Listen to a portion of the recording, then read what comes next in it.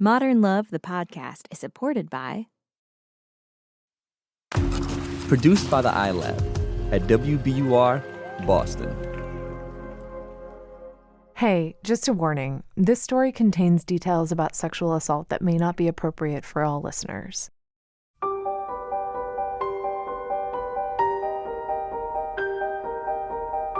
Hey everyone, it's Meghna. I know you might see a new episode from Modern Love in your feed on a weekend and think, oh no, is this another story that's going to make me ugly cry on a bus? I'm not mentally prepared for that on a Saturday. But hopefully you listen to Modern Love because it restores your faith in humanity. So we want to tell you about another podcast you might like, one that also might restore some of that faith.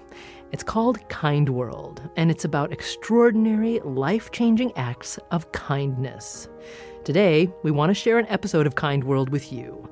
It's about a woman who fled her country, ended up in Texas, and now is helping other refugees find peace in America. And if you like it, subscribe to Kind World on Apple Podcasts or wherever you get your podcasts.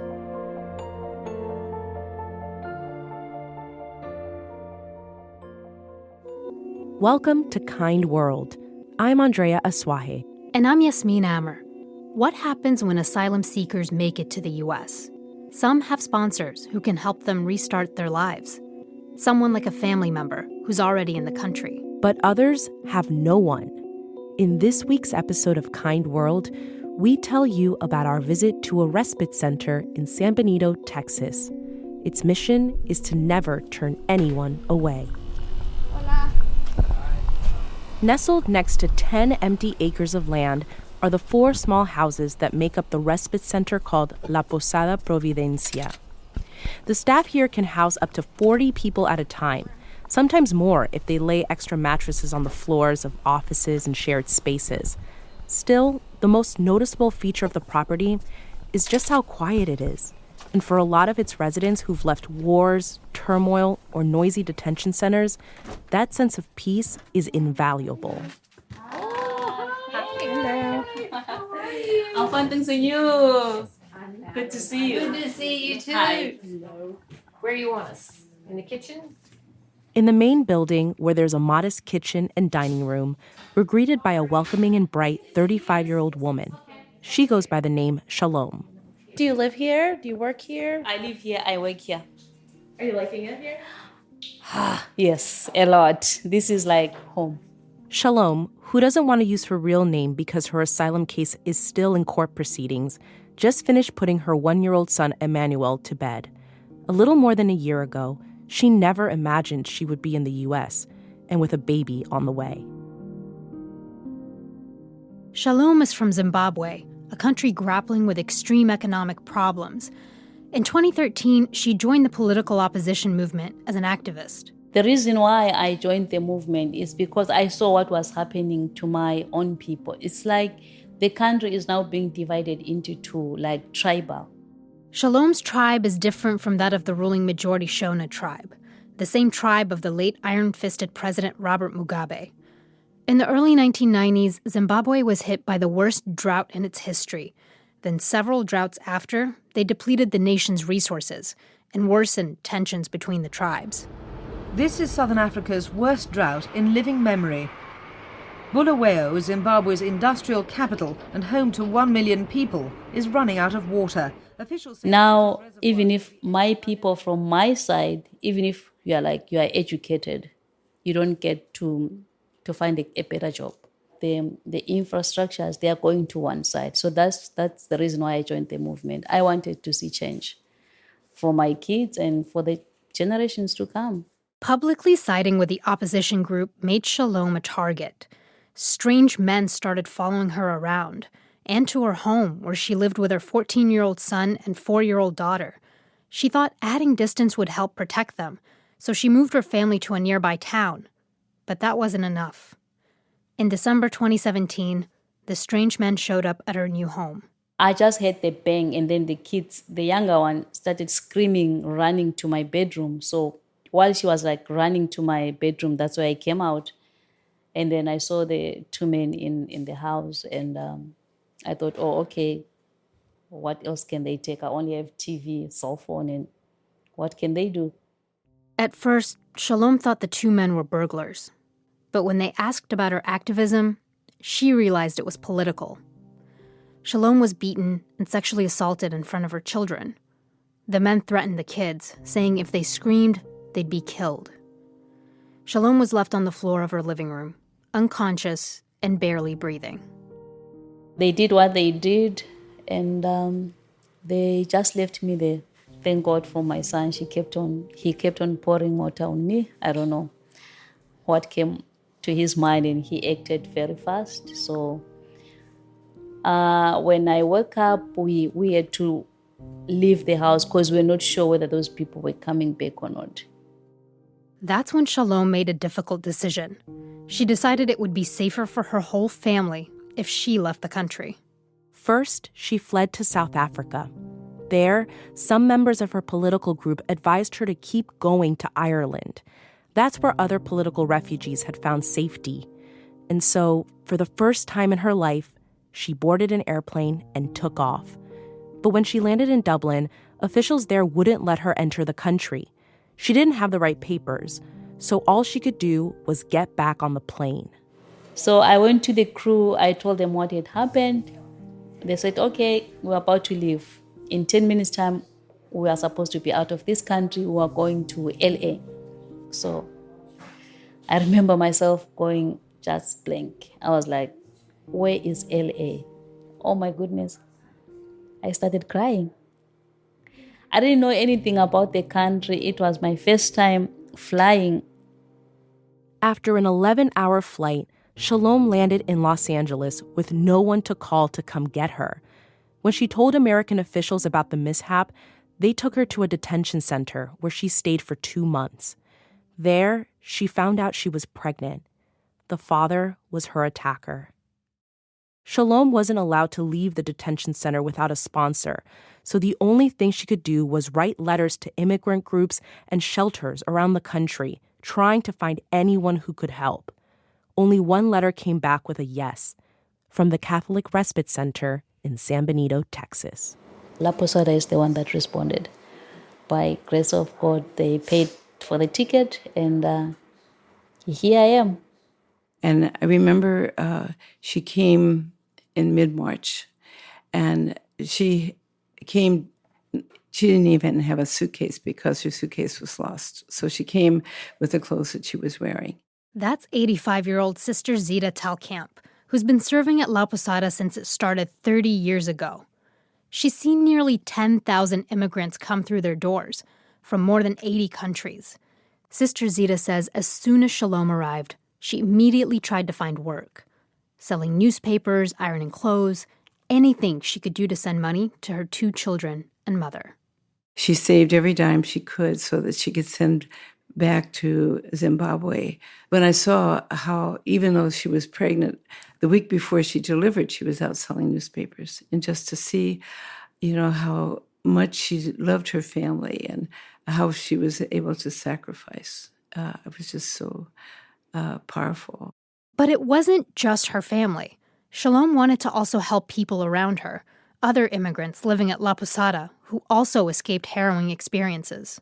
For me, I'm coming from a different background. As an African child, as an African woman, never mind what happens to you, you have to be strong. So in my mind, I thought, okay, I have to be strong outside, but what is it doing to me inside?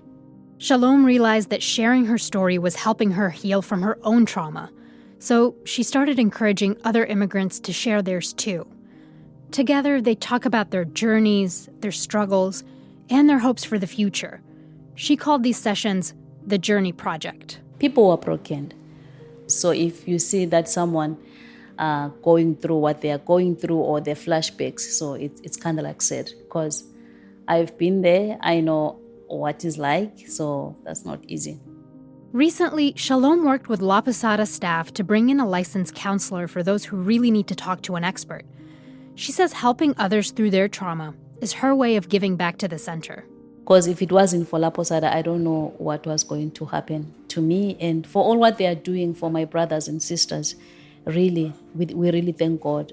Ever since I stepped my foot here, they've been there. Shalom says she has a lot to look forward to.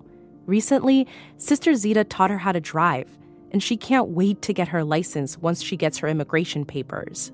I'm the first person in my family to drive.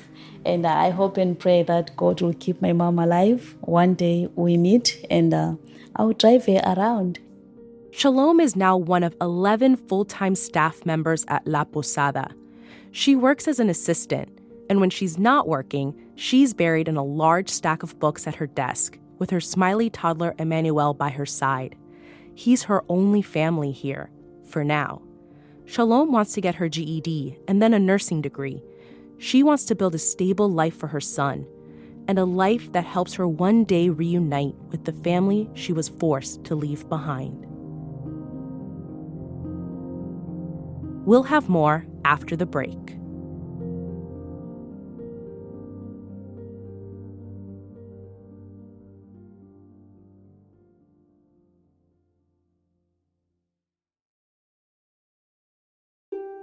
Welcome back to Kind World. I'm Yasmin Amer. And I'm Andrea Asuaje. In the first part of today's episode, we heard from Shalom and Sister Zita at La Posada Providencia, a long-term respite shelter in southern Texas. Places like La Posada sponsor legal asylum seekers and migrants who arrive in the U.S. with no one to house or look out for them. So people can stay for months or a year or more at shelters like La Posada. But for asylum seekers and migrants who do have family or a sponsor in the U.S., they may just need a night or two before they head off to their new homes. That's where places like Good Neighbor Settlement House in Brownsville, Texas, step in. Good Neighbor was once just a homeless shelter, but now it's also been designated as a short-term respite shelter for those granted legal entry into the U.S. This is only for the people that have been lucky enough to make it here into Good Neighbor.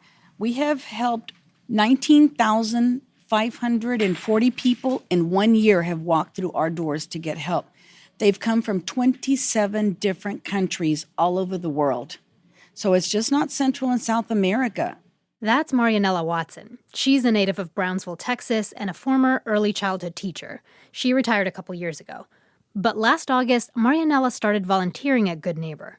And this year, she became the respite director. Now she works 6 days a week and sometimes up to 10 hours a day. She provides legal asylum seekers with what may be their first meal, first shower, and first set of fresh clothes in the U.S. When they get here, we give them hygiene kits. Everybody gets handed a toothbrush. We have razors. We have feminine pads. We have baby diapers, baby wipes. I mean, the list goes on. Some people rather eat first, and some people rather shower first. The majority want to shower, but we get them to sit down. We give them clean clothes. We really try to make them feel welcome. Good Neighbor is a place where asylum seekers are able to sit down, take a breath, and gather some necessities before heading off to their destinations. But that's not all they do. We find out what state they're going to, we highlight it, and we tell them, these are the numbers you can call to ask about a free lawyer. Then we show them this paper, which are frequently asked questions by them. And then this is just their rights, because they do have rights, and a lot of them don't know they do. Marianella even developed this special map of the U.S. that shows asylum seekers where they're going and if they'll need to transfer buses or get on a connecting flight. She and her staff really try to be as helpful as they can to new migrants. I think we're going that way. We're walking back over to the clothes room. And we're not the only ones who've noticed just how kind and how essential these people are. While we were there, Marianella showed us all of the donated items they've received from all around the country.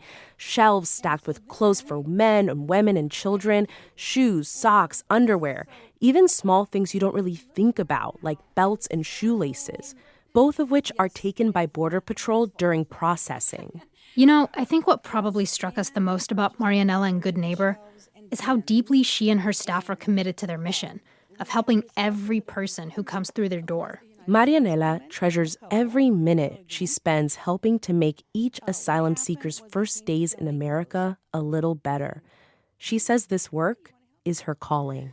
I love what I'm doing, and I love to see their faces when they're getting the help that they need, and to encourage them and tell the young boys and girls when they're leaving, échale ganas y aprende mucho en la escuela, to give it all you got and learn all you can, and to bless them and hope that they do get asylum. And I guess this is what I was meant to do. If you want to learn more about Good Neighbor Settlement House, we've got a link on our website, wbur.org/kindworld. This is the last episode in our special 3-part series, Lifelines, Stories of Compassion from the Southern Border. Make sure to go back and listen to the first 2 episodes to hear more of our reporting from Brownsville, Texas, and Matamoros, Mexico. Kind World is a production of WBUR, Boston's NPR station. Paul Vaitkus and Matt Reed do our sound design. Additional production assistance from Gabriela Morzowski, and Iris Adler is our executive producer. I'm reporter and producer Andrea Asuaje. And I'm reporter and producer Yasmin Amer. If you have a story of kindness you want to tell us, email us at kindworld@wbur.org. Or find us on social media. We're on Facebook, Twitter, and Instagram at WBUR Kind World. And heads up, we're accepting applications for a spring intern. If you're interested, send us an email to ilab_internships@wbur.org. That's ILAB_internships@wbur.org. Thanks for listening. We'll see you next week.